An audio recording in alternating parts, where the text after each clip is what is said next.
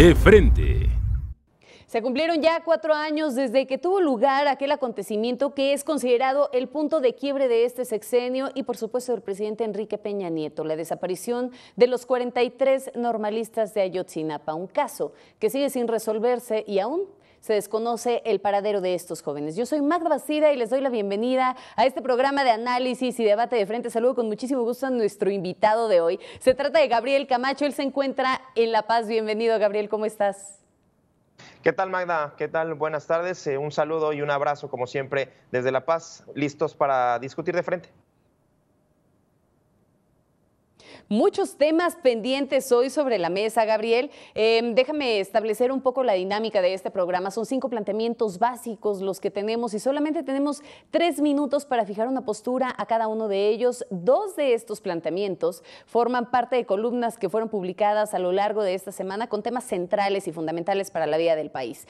Si me lo permites, me voy con la primera de estas columnas y es Otros errores del doctor Zedillo de Pablo Iriarte, en donde pues habla que después de 18 años reaparece Zedillo, pero reaparece de una forma muy peculiar para aceptar que tuvo un error en materia de política de drogas, que se equivocó con la estrategia de seguridad.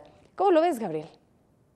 Mira, siempre el expresidente tiene una especie de postura clave en el sexenio que llega. Usualmente el expresidente se limita a hacer opiniones bastante generales de aspectos de la economía o de cuestiones sociales. Usualmente el expresidente no incide en la política del presidente saliente. Tan es así que el expresidente Zedillo se ha enfocado, se ha refugiado en la academia. Este expresidente maestro en Yale, ha dado cátedras y toda la cosa, hasta el punto de que el propio Iriarte lo califica como prestigiado. Ojo, oye, aquí de pronto aparece Zedillo con una sensación Gabriel, de autocrítica, lo cual me llama la atención. Oye, me llama la atención a mí que dices que los expresidentes generalmente no inciden. Entonces, ¿qué papel funge todo esto, Salinas de Gortari, cuando de pronto piensan que es la mano que mece la cuna y demás, ¿no? Pero bueno, tú mencionas que no incide y entonces las declaraciones que ha hecho y realmente simbraron pues toda esta mesa de opinión pública que hay en el país. Realmente se han volcado ahí las cámaras sobre estas declaraciones, pero además Iriarte menciona aspectos fundamentales que yo creo que te podría también llevar a esa reflexión sobre el papel de las instituciones en nuestro país, ¿no? Prostituyó, por ejemplo, la Procuraduría General de Justicia, estamos hablando del espionaje, entre algunas otras cosas que menciona ahí Pablo en su columna, además de que le dio al traste a la economía del país. Y digo, te las voy mencionando nada más como para que vayamos buscando las similitudes, ¿no? Y sobre todo, 18 años después, Magda, Zedillo ha sido uno de los presidentes más grises, sombríos, porque ha estado alejado de la política y ahora reaparece. Y sí, Iriarte hace también un conteo de los puntos en específico de las políticas de la administración de Zedillo, que en verdad pues se plantearon varias consecuencias que al día de hoy, 2018, lo podemos también seguir sufriendo, como el desmantelamiento, dice Iriarte, del programa Solidaridad, que al día de hoy pues, es uno de los principales generadores de pobreza en el país, el hecho de haber quitado esto, a pesar de que existen programas en la Sedesol, así como pues, el tema del EZLN, esta situación que dejó crecer, pero que pues en una primera instancia intentar matar a traición al comandante. A ver, Gabriel, espérame. Me suena mucho a ficción. Porque el tema del combate a la pobreza ficción. no depende nada más de políticas asistencialistas, ni mucho menos de este programa, en el caso de lo que menciona del Programa Nacional de Solidaridad. No depende de este programa el que la gente salga de la pobreza o no. Es un plan conjunto de acciones que debe de emprender el gobierno federal y los diferentes niveles, pues para que la gente pueda salir de esa pobreza. No es nada más, y ahí sí hay que ponerle los puntos sobre las IES, no es nada más la desaparición de un programa, ¿eh? Y sumaría el tema del dólar, ahí también lo añadiría a este tema. Ahí sí, por supuesto, y que claro, Pablo Iriarte lo menciona dentro de esta columna, y mencionabas también lo del asunto de Marcos, que es interesante, y los 11 meses de la UNAM, de que estuviera tomada por un grupúsculo de haraganes, ¿no? Es como lo llama. Vale la pena echarle un ojo a esta columna y poder analizar cuáles fueron los otros errores de Zedillo. Otra columna, de nuevo la guerra de las drogas de Jorge Castañeda, publicada en El Financiero, en donde pues habla que es difícil saber si la adhesión de México al llamado global a la acción sobre el problema mundial de las drogas en esta semana justamente en la ONU, pues es realmente una vergüenza, una aberración, si realmente vamos a poderle entrar y si estamos en las condiciones o de plano no las existen.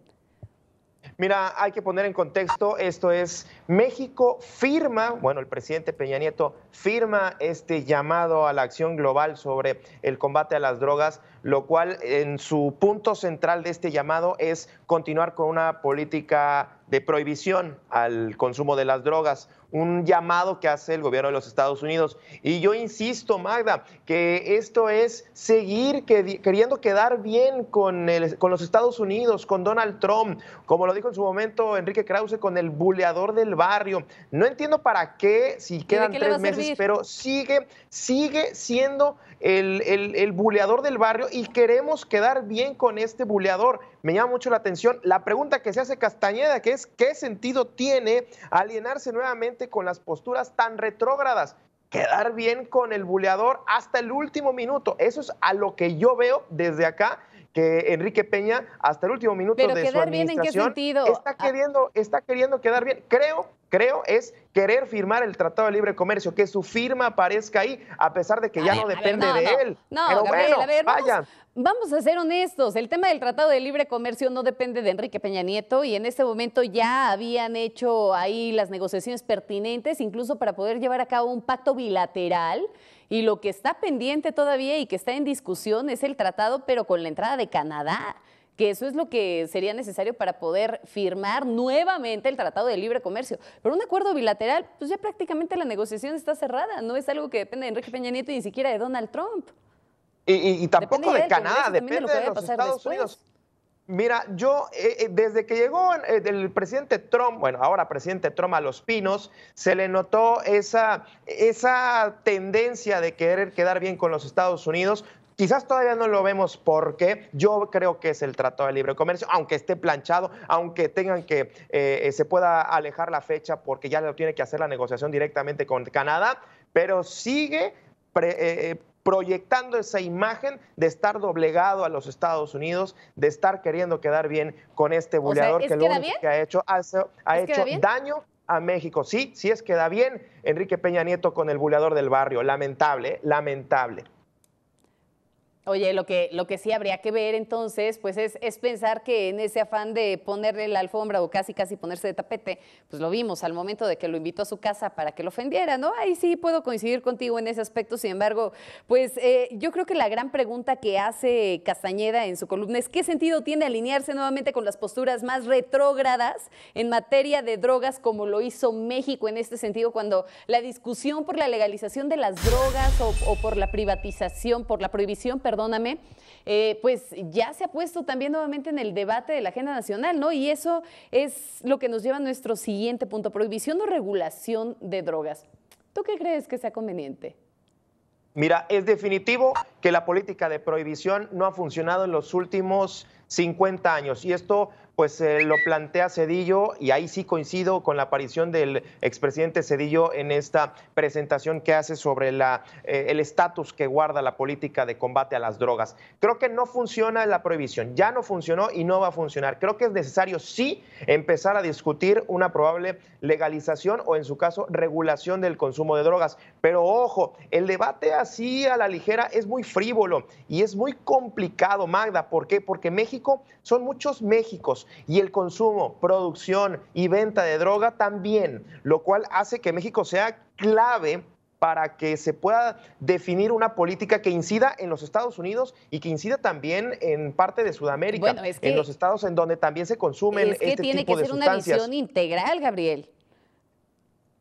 Tiene que ser una visión integral porque si se liberaliza como tal la demanda, pero se mantiene la ilicitud del asunto, se corre el riesgo de seguir fortaleciendo todavía más al narcotraficante o a este comerciante ilícito, ¿no? Este comercio poco legal. Yo creo que es un aspecto que tendría que considerar siembra, cosecha, trasiego, el uso lúdico, además de algunas otras cuestiones más de la regulación de los opiáceos. Es interesante lo que manejan en este estudio, el reporte, la política de drogas en en México, causa de una inmensa tragedia nacional, una propuesta radical pero indispensable para remediarla, que es el título que tiene justamente este informe que está presentando Zedillo en colaboración con algunos otros académicos. Y menciona dos riesgos cruciales, y uno es el consumo, pero por el otro también es el crecimiento del mercado ilícito. ¿Tú a qué le apuestas? Aquí el tema es ¿Crees que si se aprueban? Magda, aquí el tema es el poder que da el dinero del consumo de la droga. Si no se controla ese dinero, es decir, si ese dinero sigue siendo de una venta ilegal, de un consumo ilegal, la regulación no va a existir. El poder sigue siendo el dinero que tiene las grandes fortunas que tienen los cárteles de la droga. El poder, ¿cómo lo despliegan? A través de violencia, a través del miedo. Es quitarle ese poder que tiene económico a través de una regulación. Ahora sí que podremos ver quizás nuevos empresarios en el tema del consumo de la droga, porque hay que decirlo como tal. El consumo de las drogas son intereses económicos, porque hay producción, porque hay nuevos consumo, empresarios, entonces te imaginas al Chapo ya en traje y todo comercializando como tal las drogas, pero sí alguno de los Beltrán Leiva, no sé, ¿a quién se te ocurra? No así, pero sí campesinos de las zonas más marginadas del país, en donde a punta de pistola tienen que cultivar hojas de opio o marihuana. Ahí sí estoy de acuerdo. Bueno, si nos vamos al dato duro y concluyendo esta parte, Gabriel, en México los riesgos secundarios, este riesgo secundario que era el que te hablaba del mercado ilícito, supera básicamente al primario, que es el del consumo, en donde solamente el 2.7% de la población pues ha reconocido el consumo de alguna sustancia. Valdría la pena pues analizarlo, checar cuáles son esos riesgos que se corren con el incremento de la violencia, pero más allá de eso, saber implementar las medidas necesarias para que el consumo no siga creciendo. Y un tema más, hablando de consumos, hablando de violencia, hablando de corrupción y de todo esto que se deriva, incluso del narcotráfico y demás. Tenemos el caso de Ayotzinapa, una verdad histórica, Gabriel, ya a 4 años de este acontecimiento. Vaya qué tema tan polémico y sobre todo las coincidencias macabras que existen en las fechas. Mira, la coincidencia en la manera en que el ejército cercó el perímetro la noche de Iguala hace 4 años, la manera en que el ejército pues alcanzamos a ver en ese cerrojo de la luz de la verdad que hemos podido escuchar y ver según testimonios de cómo el ejército, el batallón número 27 de Iguala, tuvo un papel protagónico, pero no alcanzamos a verlo oficialmente. La coincidencia macabra con el 68, hace 50 años, en la cual pues el ejército también tuvo un papel protagónico, macabro en la desaparición también y en la masacre del 68. Me llama mucho la atención sobre la reflexión que podamos hacer sobre este tema, es que lejos de tener justicia, los padres han clamado justicia desde hace 4 años, es que se ve muy lejana, Magda, en verdad que se ve muy lejana que pueda haber una verdadera justicia y que alguien esté tras las rejas verdaderamente. ¿Quién ordenó al batallón? ¿Quién está detrás? ¿A quién le interesa cerrar este caso de Ayotzinapa definitivamente? Quizás la próxima administración la pueda reabrir. ¿Para quién trabaja el ejército? Pues para el presidente de la República. ¿Quién es el jefe supremo del ejército, Gabriel? Es el presidente de la República. A ver, ahí se han lavado las manos con muchas cosas, han tratado de dar por hecho una verdad histórica que realmente no tiene mucho sentido después de que esta Corte Interamericana de los Derechos Humanos llegó y se pusieron a hacer todos los análisis pertinentes sobre el caso. Y bueno, cosas tan simples como el revisar imágenes satelitales para verificar si verdaderamente hubo un incendio o no en ese basurero donde supuestamente se incineraron los cuerpos y decían, bueno, no hay registro de que realmente se haya llevado a cabo, ¿no? Y seguimos sin hechos contundentes. Lo que es una realidad, Gabriel, es que este caso va a representar un reto para Andrés Manuel López Obrador en el próximo sexenio y representa, por supuesto, el punto de quiebre del actual, ¿no?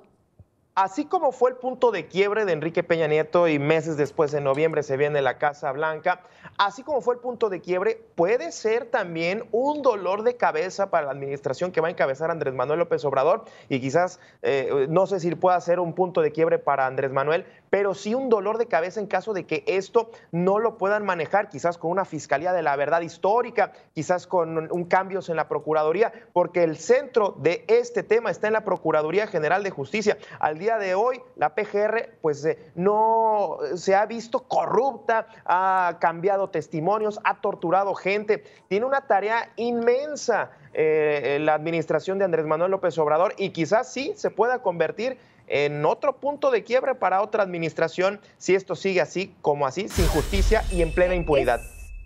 Es el gran reto, Gabriel, y a ver, nada más una acotación. El tema de la Casa Blanca se dio a días, a semanas de que había salido a la luz el caso de los 43 normalistas, pero bueno, independientemente de eso, yo creo que aquí la tarea más clara es poder esclarecer qué fue lo que pasó. Es una tarea ardua que se le viene al gobierno de Andrés Manuel López Obrador, pero más allá de eso, el poder tener acceso a los archivos del Ejército, lo veo complicado a través de esta Comisión de la Verdad. Es una de las demandas que han hecho los padres de familia, pero también lo verdaderamente preocupante es la gran cantidad de personas que hay desaparecidas en el país, Gabriel. Estamos hablando de 32,277 desaparecidos tan solo en el 2017, y si a eso le sumamos los cuerpos, ya sabes, que fueron encontrados allá en Guadalajara en el tráiler.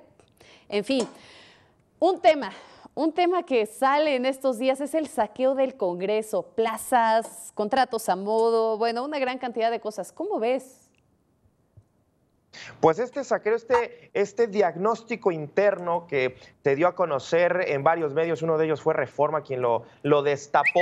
Mira, yo insisto y creo que sigue siendo esa postura de Morena al plantarse como la nueva transformación, el cambio de régimen y seguir poniendo el dedo en la llaga en el sentido de el sistema tan corrupto en el que estamos. Me suena a cierta propaganda por parte de Morena, no sin menospreciar lo que en verdad está pasando, lo que en verdad existe, que es este pago de cuotas, pago de favores, algunas personas que ponían a sus amantes y que no cobraban, que estaban como aviadores, era una verdadera pista de aterrizaje. Pero insisto, Magda, suena a un discurso y a una propaganda, la propaganda de Morena, si es que no se hace algo, si es que no se meten las denuncias. ¿Por qué? Pero ¿qué ha pasado? Sea o no sea propaganda por parte de Morena, mientras no nada más se quede en el discurso y se queden los hechos y vayan detrás de los culpables y eviten, que es lo más importante, y eviten que se sigan generando casos de corrupción al interior del Congreso y de las diferentes instituciones, pues bienvenida a la acción. O sea, que no se quede nada más en ese tema del discurso. A ver, estamos hablando de la Auditoría Superior de la Federación, Gabriel, depende directamente de la Cámara de Diputados. ¿Cuántas veces no hizo observaciones sobre el caso de la estafa maestra? Año tras año tras año, señalando los mismos casos, las mismas irregularidades, Magda, y nadie le hizo caso. Pero y depende también del Congreso. Magda, ¿tú crees que los diputados o senadores van a plantear leyes que van a afectarse a sí mismos, que van a evitar que ellos vayan a la cárcel cuando ellos son los mismos que legislan? Por supuesto que no, claro que no lo van a hacer. Y mira, no estarían buscando entonces tampoco eliminar el fuero. ¿Cuál es la eficiencia del Senado de la República, del Congreso del Estado? Las cosas positivas hay que reconocerlas. Claro, por supuesto, pero que no se quede nada más las cosas propaganda. Positivas, las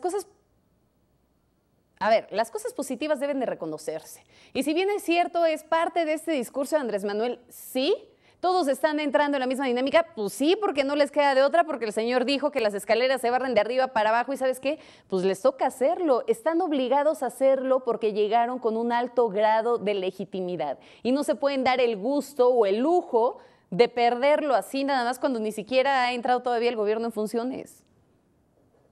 Coincido en esta parte de la corrupción, el pago de plazas, incrementos, liquidaciones, alrededor de 1,000 millones de pesos, asesores que no asesoraban absolutamente nada. Coincido plenamente con ello, pero insisto, me suena a propaganda. Pues propaganda o no, a mí me parece que es un tema muy grave y que tienen que definir de una vez por todas qué van a hacer con el asunto de la corrupción, no nada más en el Congreso, no nada más en la Cámara de Diputados, sino en todas las instituciones, arrasar con todos los niveles de corrupción que se ha instaurado en nuestro país. Muchísimas gracias, Gabriel, por esta plática tan amena. A la orden, Magda, estamos al pendiente.